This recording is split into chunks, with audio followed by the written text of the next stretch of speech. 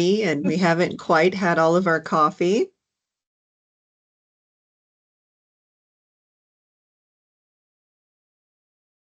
Give everyone just a minute here before we get started.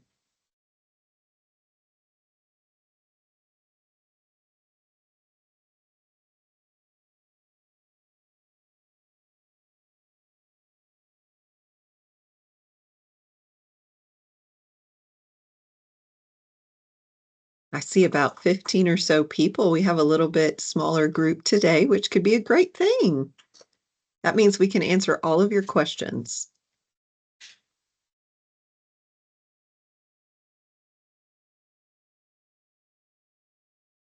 All right, I see Rusha just joined us. Good morning. Good morning, all. All right. Well, we'll go ahead and get started. So good morning, everyone, again. I am Michelle Bellamy, the Program Director for the Graduate Program in Information Technology and Management. And today we are here to just talk to you a little bit about our program and answer your questions and hopefully give you some information that you need. We're so excited that you are all here with us today. I know many of you are joining us from across the globe, so that's very exciting for us. And hopefully we can get you the information you need. So we'll just go on and get going. But before I do that, I would like to introduce a few important people that are on the call.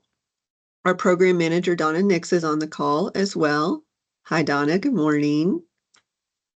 Good morning, everyone, or good evening, as the case may be. As the case may be. Donna is amazing. If you have any questions that we don't get to today, you are welcome to ask her or ask me. You can email us directly, and we will do our best to respond to you and get you the information that you need. We also have a couple of our SLC officers with us here today. Rucha and Shravani are here. If you guys will introduce yourself really quickly to the group. Hello, good evening, and good morning, everyone. So I'm Rucha. I'm part of the ITM SLC program, and I'm the mentorship team lead here. And I started my ITM program in last fall. So this is my third semester. Hey everyone, I'm Shrivani. I'm a part of the design team on the SLC. I've been doing my master's here for 2 semesters now, but I've been at UTD for this is my 5th year because I've done my undergrad here. So if you have any questions about UTD, should be able to answer. So nice to meet you all. Great. Thank you guys for being here today. They will help give you a little bit of student perspective and anything that I or Donna may miss in helping you guys get up to speed on the program. So I wanted to point you to the chat. Donna has already linked the main website to the program page. I would encourage you to visit that if you haven't. There is a ton of information there that tells you all the details about the program. And here in a few minutes, I'm going to pop over there and share my screen with you so that you can see some of the things we're talking about. But the purpose of today's call is to just walk you through the benefits of the program, some high-level requirements of the program, and just what it might be like to be a student here at UT Dallas. So with that said, I'm going to share my screen and we'll jump over into a short presentation that I promise you will be really short, and then we'll get to your questions, okay? All right, let me share this really quickly. So right now, everyone should see a screen that talks about the information technology and management overview. If y'all give me a thumbs up or a head nod to let me know that you're there, you can use the reactions in the meeting. And also, if you have questions along the way, you can raise your hand and we will call on you. And then hopefully everybody will get their voices heard. Kathy, I see you raise your hand. Did you have a question already? Maybe no? That's okay. All right. So one of the big draws of our program, a lot of our students are interested in a career, right? That's the thing that you want to do. You want to come to school, you want to earn your graduate degree, and then you want a nice paying job afterwards. We really do work hard to help facilitate that for you. And as you can see from the statistics on this chart, our jobs are in demand and are continuing to grow, and you will have a nice salary as a result of completing this graduate program at UTD. Some of the statistics that you can see as well, our business degrees are on the rise. Top paid categories among majors in 2022. The report just came out for 2024 and it is still climbing. So that's good news for us that you're in a relevant field that has matching careers in the job market. So why would you want to choose this STEM program now? Well, essentially, you get more bang for the buck. It takes less time to complete than a traditional MBA, and the STEM designation gives you some added benefits.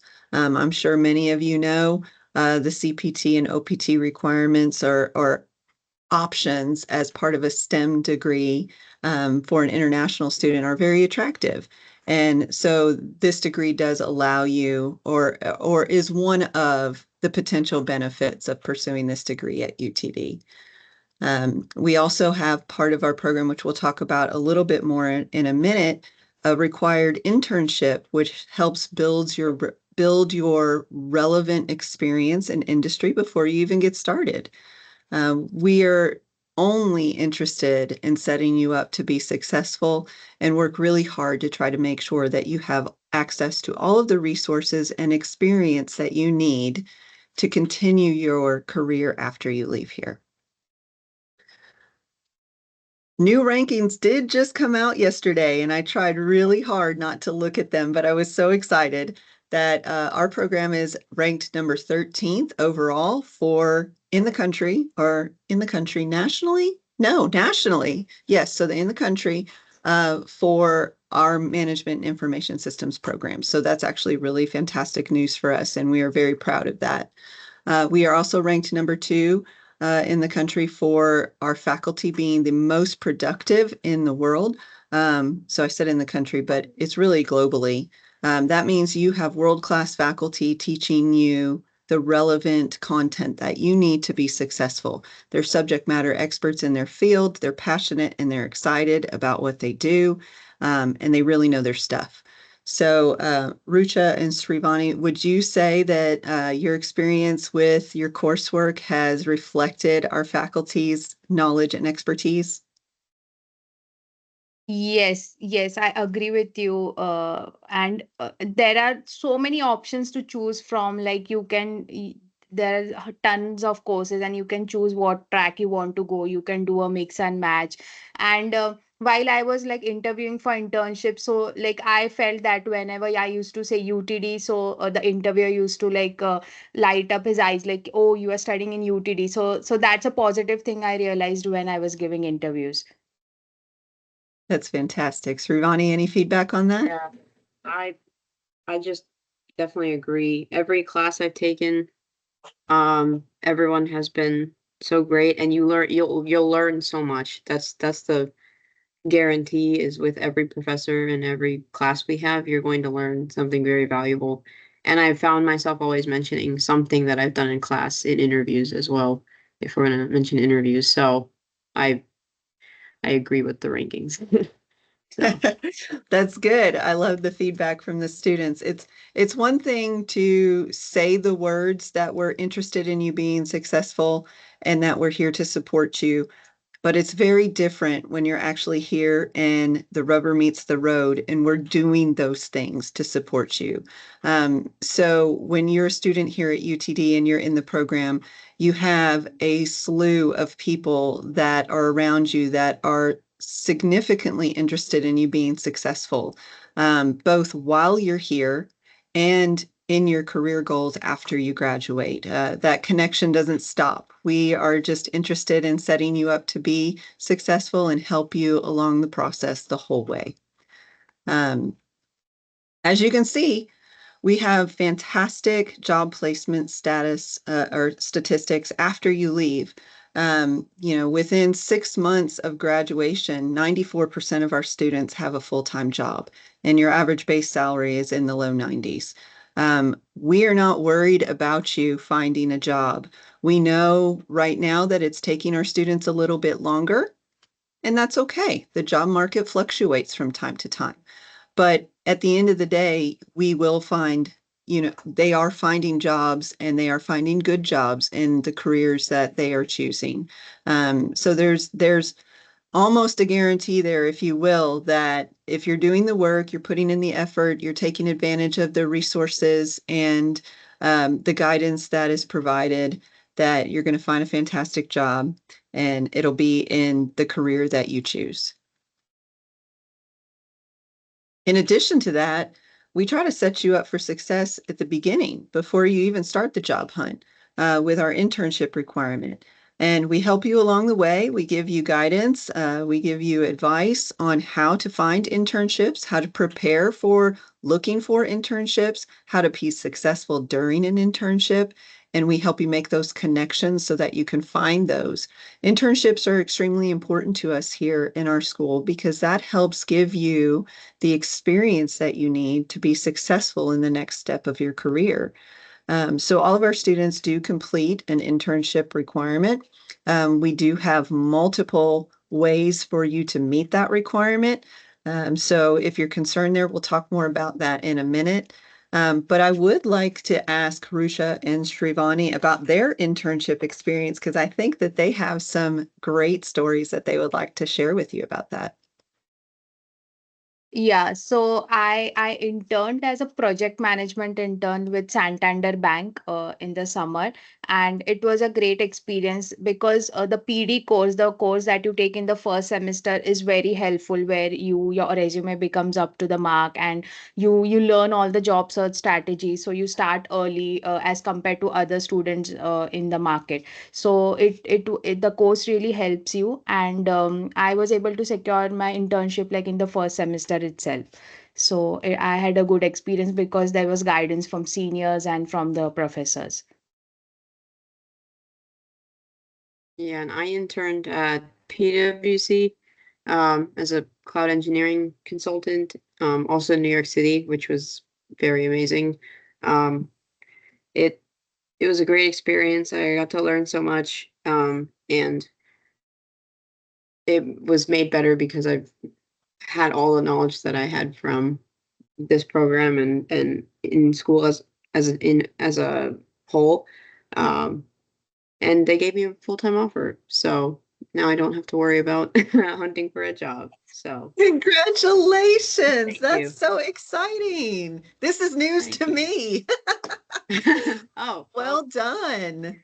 Great thank job. you. Well, thank you for sharing that. Um, that's very exciting news. And again, just one of those other benefits that the program comes with. We're truly only interested in setting you up for success. And we work really hard to try to make sure that your student experience is positive and helps prepare you for your career. So now let's talk a little bit about the program itself. And I promise you only have a few more slides and then we're gonna turn that off so that you can see our lovely faces. Um, just a quick overview. This is what our website looks like. It's the main page. It is up to date. It's all very transparent. When you go on there and you're looking around for information, it will be the same thing that everyone tells you. So we try to make sure that that is clear and easy to understand. But the program itself, you have different modalities available to you. You can be an on-campus student. You can choose to take online classes. There is no differentiation between online and on campus. You can complete the entire degree online if you choose, or you can mix and match along the way. Again, no differentiation. There is no difference in the course delivery, no difference in the credit, no difference in the degree. So we are just trying to make sure that we offer some flexibility and you can choose what is best for you. Um, it is a 36-hour or 36 semester credit hour program. 18 of those semester credit hours are your core courses, and 18 of those credit hours are elective courses. And you do have the option, if you choose, to pursue a dual degree in ITM and an MBA. We have so many electives and course offerings that are part of our degree that you couldn't even finish them. You couldn't take them all in one graduate degree if you wanted to. And we do that to really help give you flexibility as a student to chase what you're passionate about and what is interesting to you and build relevant skills in that area, in that content, with hands-on application and problem-solving critical skills that you need to be successful in your career. Because ultimately, at the end of the day, everyone needs IT and everyone needs that skilled expert, but that skilled expert needs to know how to solve business problems. And so that's what we are really building capacity in you through our course offerings. It'll take you about 18 to 24 months to complete the program. And like we've already said, there is a required internship that is part of that. Here's a little bit more information on how the breakdown happens. And this again is directly on our website. If you click the curriculum page, actually, I'm going to stop sharing this and I'm going to share our website and show you exactly how to navigate to this information so that you can find it later. So now everyone should see the information technology and management homepage.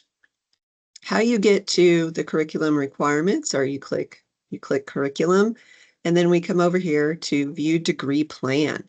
And that's going to tell you exactly what courses are available and what you need to take. So our first section of core courses here are object-oriented programming in Python everyone needs to take. Then you get a choice between database foundations for business analytics or a database management course. And then everyone also has to take system analysis and project management. There are a few caveats there. So say you have already taken, say you're a computer science undergraduate and you finished that degree and you took plenty of object-oriented Python programming. There is an option for a waiver at that point. A waiver doesn't mean you don't have to take the course. A waiver just, or you don't have to take the credits. A waiver just means that you may not need to take this object-oriented Python class, so we're going to give you a pass on that and let you take another elective. Does that make sense to everyone? Okay, so there we do get a lot of questions on, I've already taken Python or I've already taken project management. Can I waive that? The answer is yes. And there's a form that you can fill out and complete and submit, and we will review that request and let you know if it's waived or not. And then you have the option of taking a higher elective. So after you've met all the core requirements, then we come down here to our business functional areas. And I want to highlight the headings here. Those are the different functional areas. And as part of the degree, you are required to take 3 courses out of 3 different functional areas. And there is no requirement for you to take any one in particular. You get to pick what is interesting to you. So you could take 1 statistics class, 1 marketing class, and 1 organizational behavior class. As long as there are 3 courses in 3 different functional areas, you can pick and choose whichever you like. The only caveat there with some of them is that it could be a prerequisite for another advanced elective that you want to take. So you want to make sure that you're looking at those things early on, or you're asking the question of me or Donna or advising to help you pick the right path to meet the career goals that you're trying to achieve. And you can see we have several functional areas here for you to pick from. There is sure to be something for everyone's area of interest. No shortage of classes for you to choose there. You just need to make sure that they are out of 3 different functional areas. A lot of times we have students that are extremely interested in operations management or organizational behavior, and they end up taking multiple courses out of those functional areas, which is okay. You can use some of those as your electives every now and again, but they might get caught in, they need that 3rd functional area as well. So make sure that you're meeting that requirement. And then once you've met those requirements, you have all of your electives, which are really the fun part. We have 7 different tracks of electives available to you. Now, I want to make sure and be clear to let you know that the tracks are not requirements. They are just suggestions for you to help you narrow your area of focus. So if you're very interested in business intelligence and analytics, we've grouped all of those classes together for you so you can see which courses relate to that topic.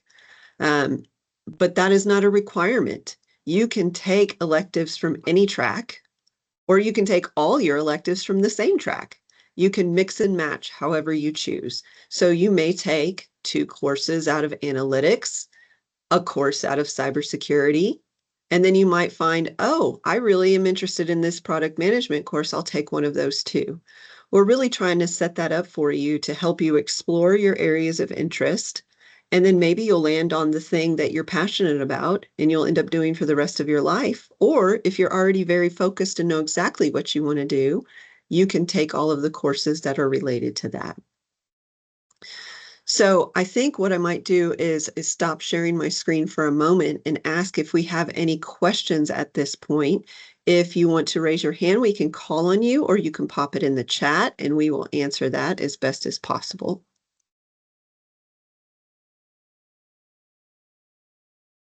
No questions at this point?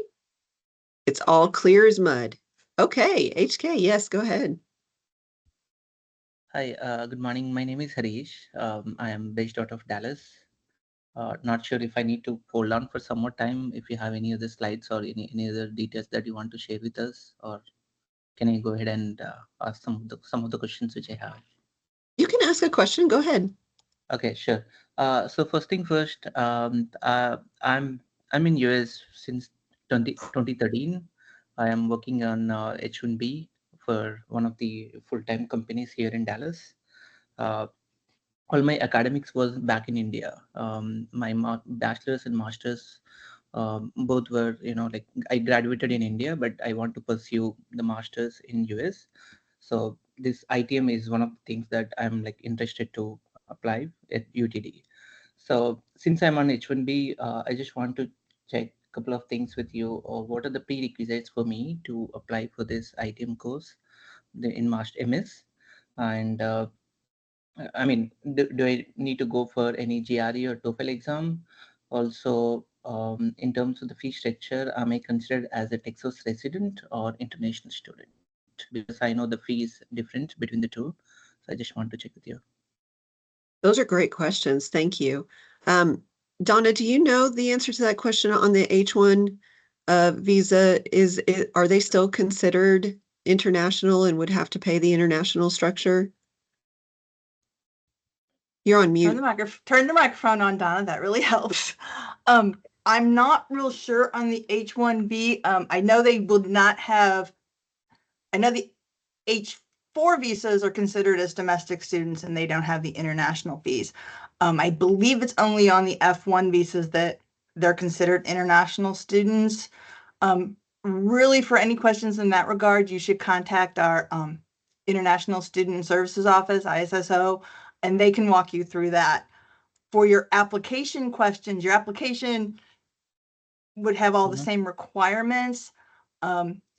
We do not require GRE or GMAT scores for admission purposes anymore. And whether or not you'd have to submit your English scores would depend on where you earned your undergrad. If the instruction method was English, then no. What is your country of origin? India. India. India is on the list of countries that do not need to submit English proficiency scores. So you would not need to submit proficiency scores on that. I know I had something that showed. I'm currently looking at my ISSO information to see if I can find additional information on H1B visa holders and study, but I do believe that you would be considered a domestic student for purposes of enrollment. Yeah. For 12 Okay. months, Really if good you are question. residing in the same state, if you are residing in Texas for 12 months, then you will be treated as a domestic student. That's Well, great. thank Yeah, you, because Rucha. That's a really yeah, great question. thank Thank you. you. So Okay, I one of the see some. Go ahead. oh, Go ahead. I'm sorry. So is UTD is offering 2 semesters or 3 semesters in a year? So the reason I'm actually asking is since I'm working as a full-time employee, uh, Mhm. I don't want to take all, like all 3 or 4 subjects in each semester to finish it in the like 18 months to 24 months. So instead, I may take one course, 3 credits in each semester, or 6 credits in each, sometimes in different semesters. So to plan accordingly, between the both. So I just want to check how many semesters the UTD offering, like 3 semesters or 2 semesters in a year, and within how many years I should complete the master's. Well, there are minimum enrollment requirements. Well, So if he's considered a domestic student, then he does not have minimum enrollment requirements. Would just be one course a semester. one course a semester. Okay. For domestic students, it's really only one course a semester, but all courses must be completed within a 6-year period. 6 years, okay. And we have 3 semesters. We offer 3 semesters each year: a spring, summer, and fall semester. Good to hear. On the Now, same students note, on F1 visas, there are enrollment requirements, but if you're on the understood. H1B, then you'd be considered domestic and you wouldn't have those same requirements. But once Good to again, you'll want to verify this with our with ISSO. Sure, definitely. And on the same note, can I take 1 or 2 semesters in between a break? I think that I don't think so. I don't think that you can do that. That is a really great question, though. That hasn't been asked of me before. I would have to find out. I would have to go ask admissions and find out. I think that you're flipped to inactive after Mm-hmm. 2 semesters. After I want two to say I semesters. came across that, but I will find out the answer to that question and let you know. Sure. So that means at least 1 semester I can take a break without any courses sign up. I'm not 100% You, certain, but I you, think you can. yeah, Okay. for our domestic students, taking 1 semester off usually isn't an issue, as long as you enroll in the next semester. Mhm. Your best option is, if you're taking a semester off, is to contact our advising office and let them know, and then they Okay. can tell you of any potential problems that may cause. And they can also give you all of the details as to re-enrollment, because I believe if you take a full year off, then I think they become you inactive. might be able to Yeah, just re-enroll, but you might have to reapply. It reapply. really I will think depend that's what on I your saw. individual situation. So your best option, if you're planning to take a semester off, is to contact advising, and they can let you know where you stand in those areas. Got it. Yeah, makes sense. One basic question, if I may ask you, what is STEM and what is non-STEM? STEM is an acronym that stands for science, technology, engineering, and math. And it is a designation that is applied to degrees that focus in those concentrations. Okay, got it. Mhm. And All right, I see we have another hand raised, and I'm looking here to see if I can see the whole name, and I can't quite. Let's see. All I can see are the initials. Estrella is the last name. You can go ahead and ask your question. Hi, good morning. Can you hear me okay? Yes, I can. I'm sorry, I couldn't see your whole first name. Oh, that's okay. Well, good morning. My name is Fernando Estrella. I'm based out of Frisco. So my question is, I do not come from an IT background. I'm actually a registered nurse. My undergrad is in nursing. I've been a nurse for about 3 years now, and I'm really developed an interest in the healthcare side of IT. Mhm. Um, I think being an Epic analyst, the EMR software Epic. I don't know if you guys have Mhm. heard of that. I am Um, very well aware of it, yes. Perfect. So my question is, I guess, more directed towards the student. Since I don't have an IT background, um, would it be recommended that I continue to apply for this program? And if so, is there anything that I could do to prepare for the IT portion? Am I making sense? You are making sense. Now, really, really great question. And I will tell you this to give you some reassurance. We assume no prior knowledge. right? So the program itself is going to build you up from the foundational level. We'll give you everything that you need to be successful. Second part of your question is, are there things that you can do to kind of get a head start before you come?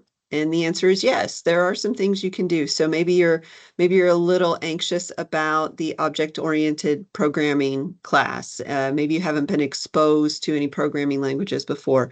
We do have boot camps that we offer, and we do have resources that we offer to kind of help you get a head start. But again, the program assumes no IT background. So you do not have to have any IT experience. And I would be exceptionally interested in your experience through the program. I have some really good friends that are in IT, in healthcare, out at, well, it used to be Trinity Mother Francis in East Texas, but it's not that anymore. And they are using Epic software as well. And we speak frequently about IT management in the healthcare industry. So there is a fantastic pathway and opportunity there for you. And you can absolutely 100% be successful without having IT background in the program. Oh, perfect. Small world. I actually did my undergrad out at UT Tyler, and I did my clinicals at Mother Francis. So Fantastic. You may know the Campbells then. sounds familiar. It's a great hospital. My second question is about the course offerings. You mentioned that there's an in-person and an online component that you could do. Yes. The in-person, are those offered during the day, during the evening? Well, it's kind of all of the above. It depends on the instructor that's teaching the course, but all of those can be found in Coursebook, which you don't even have to be a student to access Coursebook. As a matter of fact, I share that with you really quickly so you can see what that looks like. This is our curriculum page that we were talking about. But if you just go to coursebook.utdallas.edu, and you would search on all of our courses, start with the MIS prefix, and then you can click the search classes button, and then it'll show you all of the course offerings that we have for the current semester. You would be looking at spring, obviously, when that's available, but the course codes here will tell you whether the section is online or in person. The online courses have a W like this one here.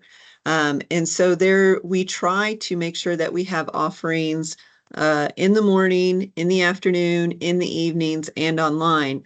There may not be, a course may not be offered online every semester, but we try to make sure that it's spread out enough that our students have a good selection. So you would just look at Coursebook and pick the course that best fits your schedule. Thank you so much. You're welcome. I see that there's some questions in the chat that's relevant to the discussion that we're having right now about that. There is no difference between online. Where did that question go? There's some links. Is there a difference in price for online, hybrid, and on campus? I guess the short answer is yes. And you would have to use the tuition calculators that the university provides for you to see that. The second question I see is there a requirement for the internship to be in person or can it be remote as well? The short answer to that question is yes, it can, but not in the traditional sense of an internship. So I guess there's two parts to that question, Donna. Correct me if I'm wrong. You can have a remote internship, or you can complete one of the approved substitute courses online if it's offered online. So there's two parts to that answer. Yeah, there are options for internships. We do approve remote internships. We approve hybrid internships. So yes, you could do a remote internship. And there are alternative classes if you don't want to do an internship. If you're working full time and don't want to go out and find an internship for, at another company, Then there are alternative courses you can take. And I know at least one of them is usually offered online, at least one semester. But if you are also working full time, you do have the option of trying to do a special project on your job. I said, even if you're not currently in the IT area, we've had students who were working in other areas who approached their IT department and said, hey, I'm working on my master's degree. Is there a project that I could assist you on? And they were able to do that within their current employment. Okay, so I see a lot. This is fantastic. I love that you guys are so engaged and asking so many questions.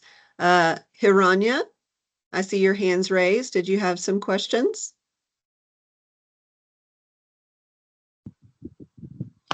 Hey, I lost my connection. Did you mention my name? I did. Yes, I did. I see your hand is raised. Yeah, thank you. Just to double confirm, so currently I'm based in Sri Lanka, but I do have a PhD in from University of Kansas. So in that case, I do not have to submit any English proficiency. That's correct. If you've completed a previous degree through instruction in English via a U.S. university, then you do not need to submit test scores for English proficiency. Oh, right.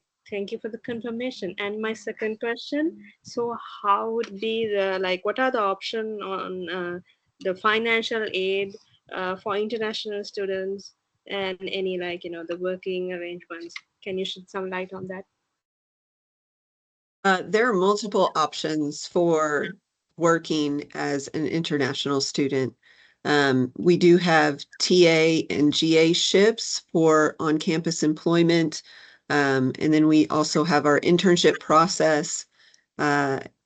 Essentially, there are rules and regulations that are required that we follow, and ISSO will have all of that information available for you. Is there any other general information, Donna, that we could share related to that? For scholarships, you need to apply separately. For on-campus jobs, I will post a link to, there are on-campus jobs that are available for students. And then then there are internships after you've completed your 2 long semesters and your 12 credit hours.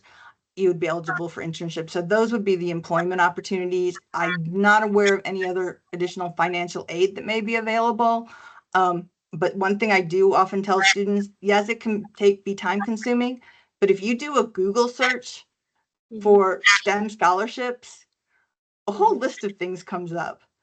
Some of them are large scholarships, some of them are small scholarships offered by companies. So, I mean, that may be something you want to check out if you're looking for additional financial resources. And we'll talk a little bit more about the JSOM scholarships that you can apply for as a first-time student as well here in just a minute. I just wanted to answer some questions before we moved on to admission requirements. And we also did a webinar on ways to finance your degree, and I'll post the link to that in the chat as well. Yeah, thank you. Sounds good. Thank you very much. Okay, Shilu, I see that your hand is raised as well. Did you have a couple of questions you wanted to ask? Yes, thank you. Thank you for allowing me to ask my questions. Myself, Shilu Sahu. I'm based out of Mumbai, India. I have 4-5 questions related to the program. So my first question is, which track is the most selected by the students out of the 7 tracks mentioned in the program? Well, that's kind of hard to say. They all are pretty popular. I have seen a lot of students taking cybersecurity classes, a lot of students taking business analytics classes, but it really is spread across all of the tracks. And quite frankly, that's why we offer them, because the students are interested in them. Product management has seen a recent spike. So we also have quite a few students who don't choose a track at all. Correct. So, where they take classes from all the different tracks. So it really depends on where your area of interest is. Okay. And yeah, also I've makes... seen like halfway through the program, people also decide to pursue other tracks. So you have options open for that as well. Mm-hmm. Okay, that makes sense. My next question is, what career paths does the enterprise system track versus the digital product management track lead to? What are the typical job roles out of these two specialized tracks students get? That's kind of a challenging question to answer in that we do some mapping of careers to coursework and electives, and we have that available for you, can share that with you.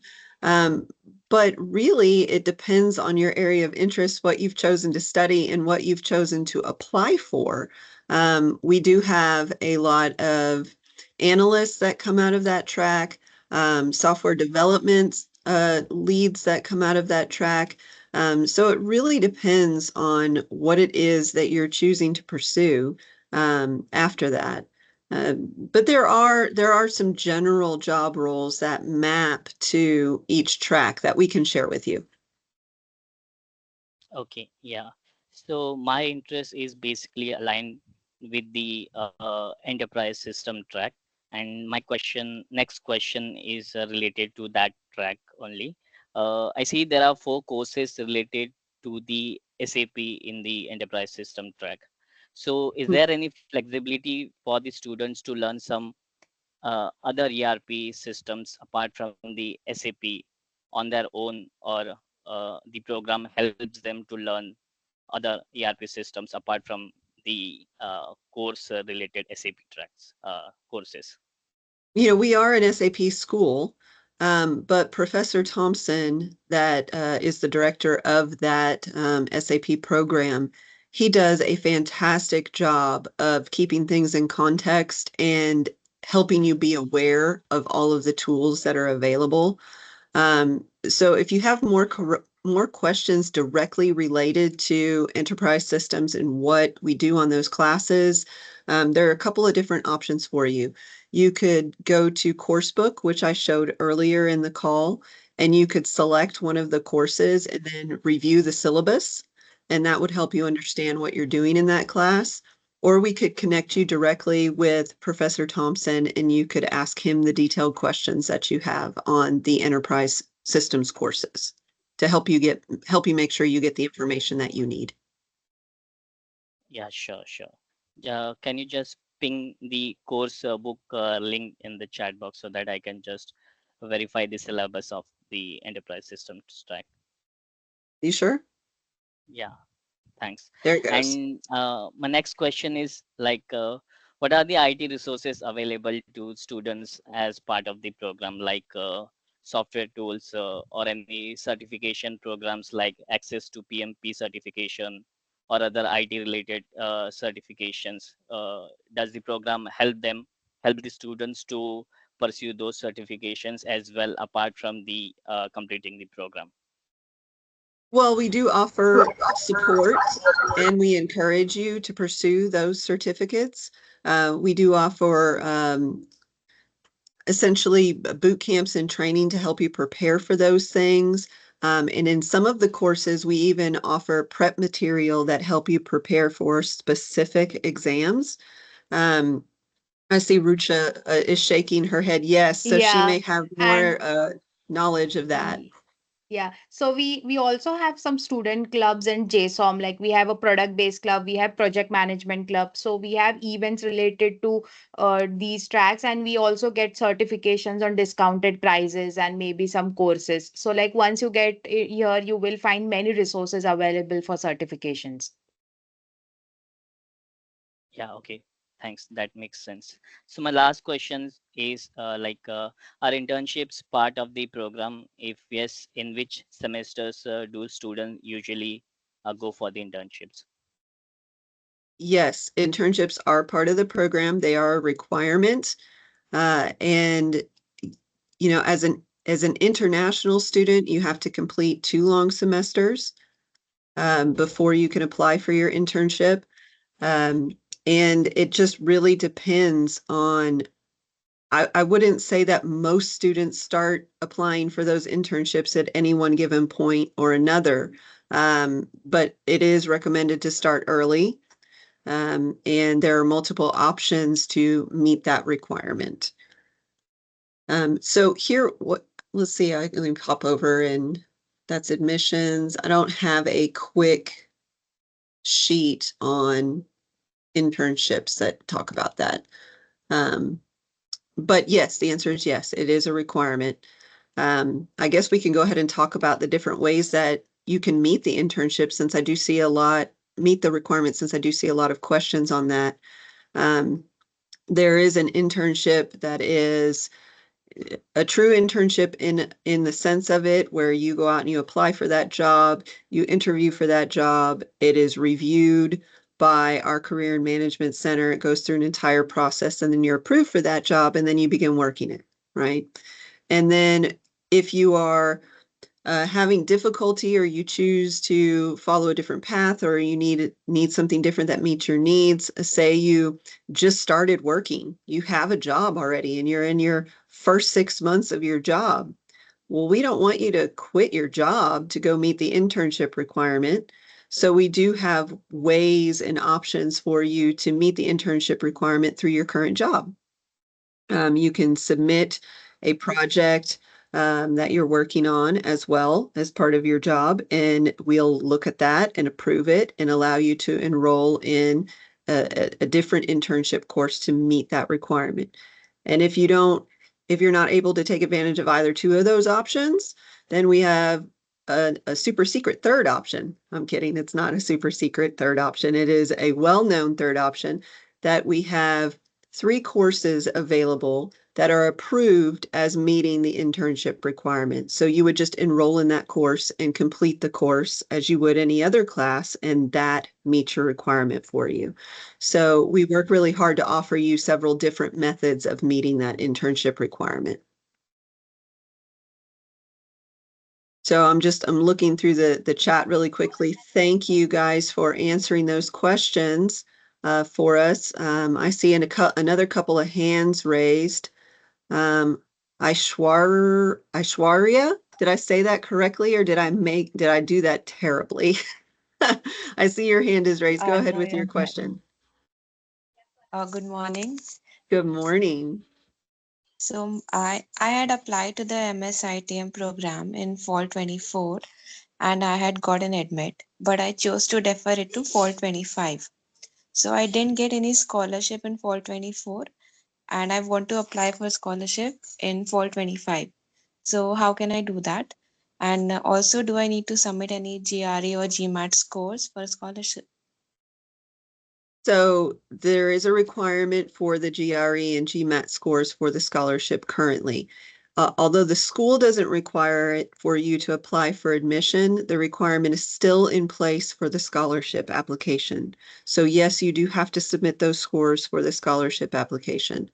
There is a link to the scholarship application, which I believe is currently open. So you would, I don't have that link right in front of me, but we can find it and put in the chat for you. You would go to that website, you would fill out the scholarship application and submit it, and then the graduate scholarship office will notify you of any award. So That is is it open for fall 25 or for spring? No, No, it's it's open for spring. spring 25. Fall, I believe they open usually in December is when the applications for fall scholarships open. But it's the same page, so as long we'll provide you the link to the page, and then you can just go to that page and keep checking. Okay, all right. Thank you. You're welcome. Thank you for joining us today. Right, you guys are doing a great job answering the questions in the chat, so I think we're already all caught up. I guess at this point, let's talk about the admissions process really quickly. I'm going to share my screen again, and we'll kind of go through that and see if that shakes out any other questions for you. We do have your online application is the fee for that is $50. And then there is an international credentialing fee of $50 as well. You do need to provide any transcripts from your previous coursework. Unofficial is okay, but any transcripts and certificates that you've earned, you need to apply. One thing I wanted to note, international students, if you attended a satellite university, you want to make sure, or affiliated university, you want to make sure that the transcript comes from the official college, official campus. You're also required to submit your 2 letters of recommendation.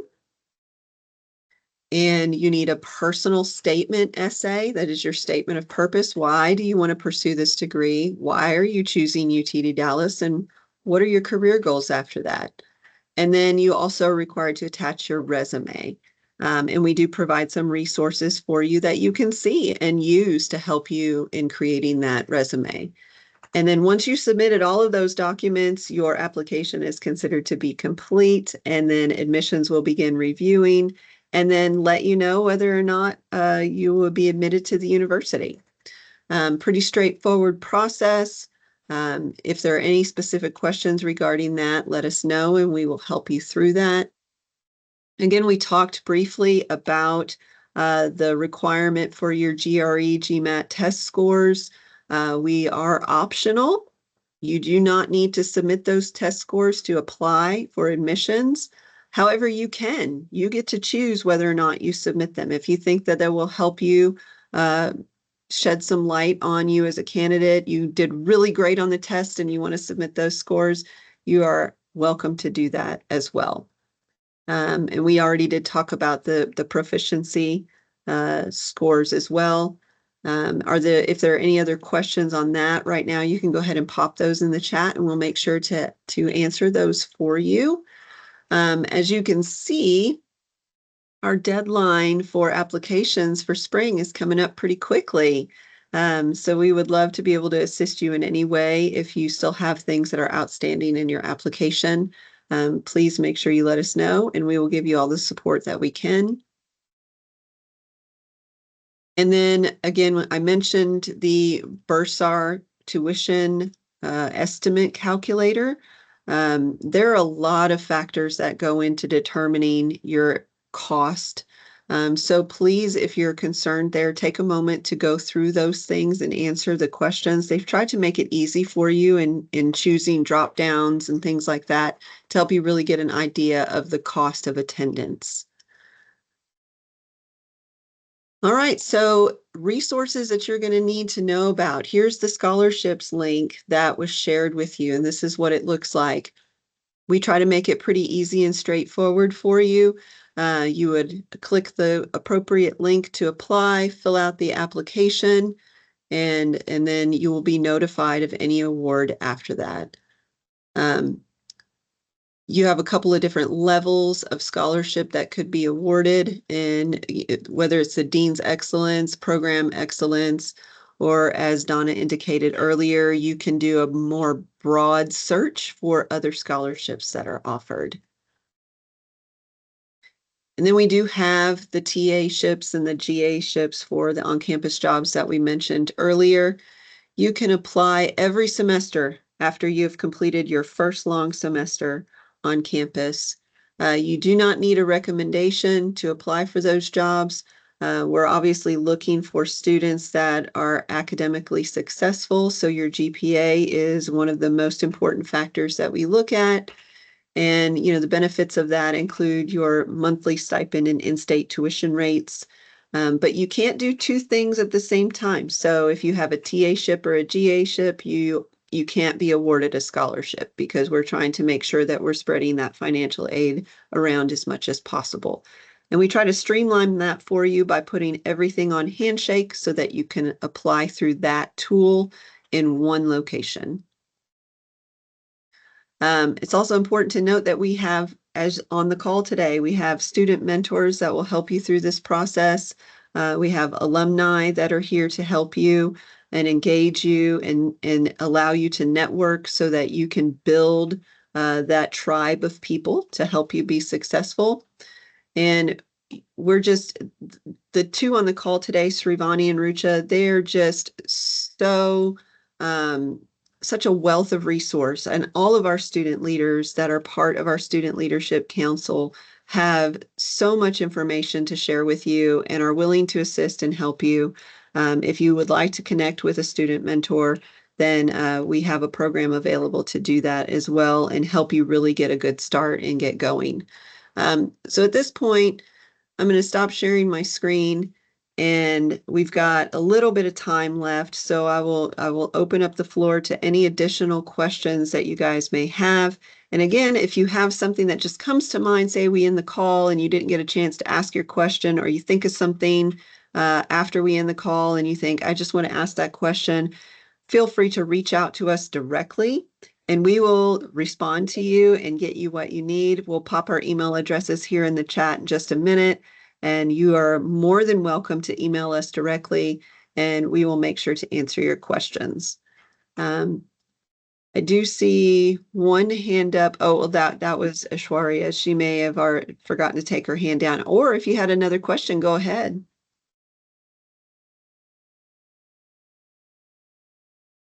Yes, we will share the slides. We will share the recording and we will share the slides after the call.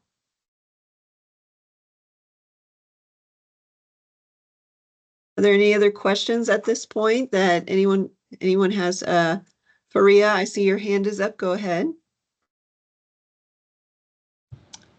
Hi, can you all hear me? I sure can. Good morning.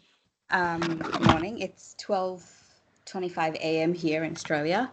So hello. Very early for you. Thank you for joining us. No worries. Question. I accepted my enrollment offer for summer 2025, and on my student center, it says I should complete my, what is it called? Orientation on e-learning. Is it too early now to do it? Because I can't access my Blackboard. I have contacted the IT people via chat. So I'm just asking the question here. Is it too early and that's why I can't access Blackboard? No, I don't think it's too early. Those orientation things are available. I'm not sure whether they've done summer yet, though. Okay. Is it different for summer than it is for fall and spring? Well, it's the same, but I know for like e-learning courses, they tend to do them a semester at a time. So it's possible that they haven't uploaded it yet for summer, that you wouldn't have access yet if you're a summer admit. But if you've contacted the e-learning team directly, they would probably be the best ones able to answer that for you. Okay, cool. I'll just wait for them to answer then. No worries. Thank you. Mm-hmm. No, thank you for joining us. Appreciate you being up so early. That's a question I haven't had before, so we always appreciate new questions. I said something I can look into as well to see if we can get an answer on that. Well, and we sincerely appreciate you doing it early. Thank you.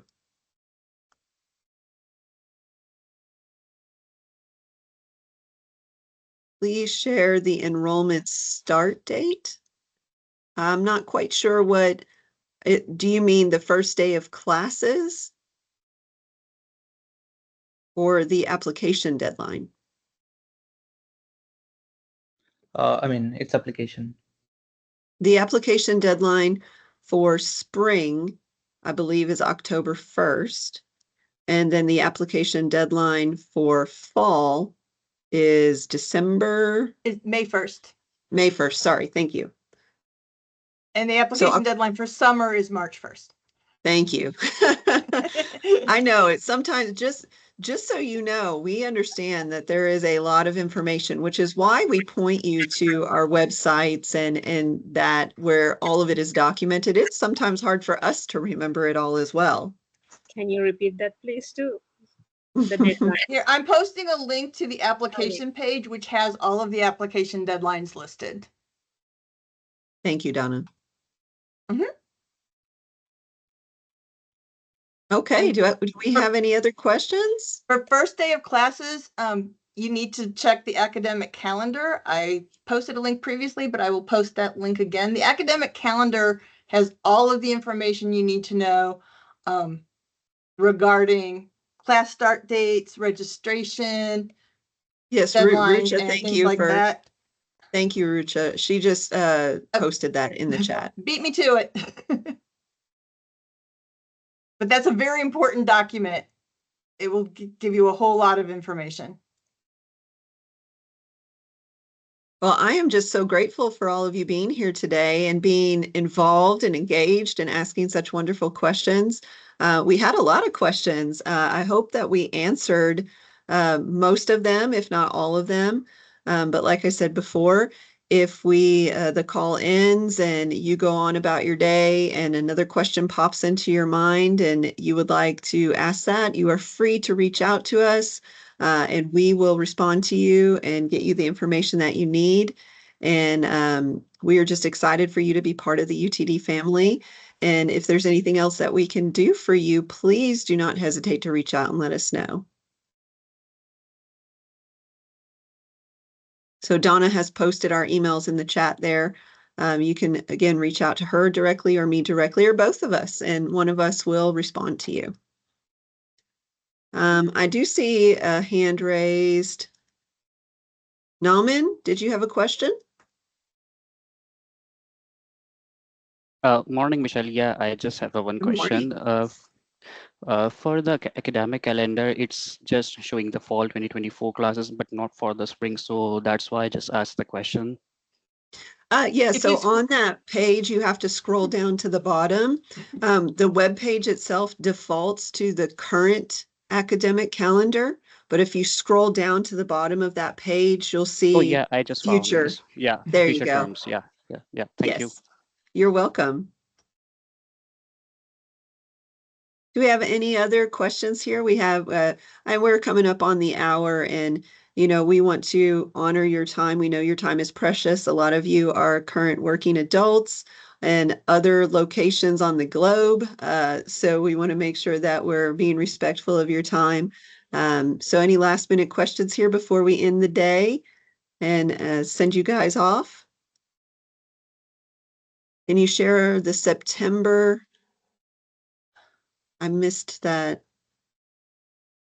It's the start dates for spring. Check the academic calendar. We've already posted that. So please check the academic calendar. That will give you the start dates for the spring semester.